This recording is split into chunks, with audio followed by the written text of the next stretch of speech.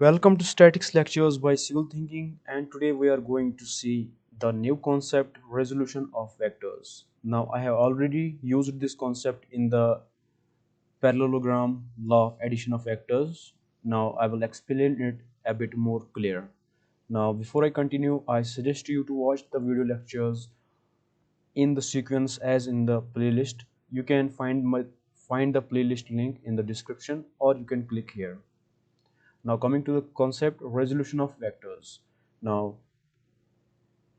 right now we will be discussing about the rectangular resolution of vectors, and it is like this. For example, you have a vector, okay, it is direction is like this and its magnitude is f, okay. Now let me assume this vector is making an angle of theta with the horizontal, okay, theta. Now what we are going to do, we are going to find the components of f vector along two mutually perpendicular directions, okay. Now let me say one, this is one component of this force, like this. Let me say this is F1, and I will find another component perpendicular to this component, okay. It is like this. Let me say this component is F2, okay. Now this is known as the horizontal component of F, and this F2 is known as the vertical component of F. And notice that F1 and F2 are making 90-degree angle with each other, right? That is, they are normal to each other. Now since F1 and F2 they are the components of F, we have to find the F1 and F2 in terms of F. So how we are going to do that? Now we will move this F2,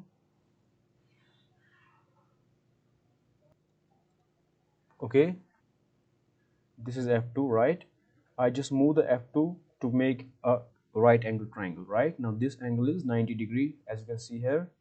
Now you can see, let me write A, B and C, okay. This is a right angle triangle. Now when we apply the, this is F1, right? This is F1. I'll just write it here.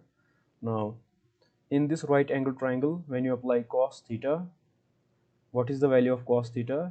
Cos theta is base divided by hypotenuse, right? Now the base is AB divided by hypotenuse of this triangle is AC, right? Okay. Now AB denotes the F1 vector, so I'll write F1 divided by AC denotes the F vector, right? F. So from here I will find the value of F1 to be F cos theta, right? F multiplied by cos theta, right? Because cos theta is equal to F1 by F, so F1 is F cos theta, right? Now we will also apply sin theta here. Now sin theta is what? Sin theta is perpendicular. Perpendicular is BC divided by hypotenuse. Hypotenuse is AC, right? Now BC is F2 vector and AC is F vector, right? From here I will find the value of F2 to be F multiplied by sine of theta, right? So this F1, this F1 is F cos theta, right? And this F2, it is what? F sine theta, okay. These are also known as the rectangular components of F vector, okay. Now it is very simple. Whenever you have a vector like this, okay, now you are told to find its components. What you are going to do, let me say this is making an angle theta. Now this component will be F cos theta, which you also called as horizontal component, for example. Or let me say this is x-axis, okay. This is x component of F, right? F cos theta is the x component of F, okay. And this is perpendicular to this, right? F cos theta, and this is F sine theta, okay. This should be your muscle memory. This is known as the resolution of the vectors, okay. So that's it.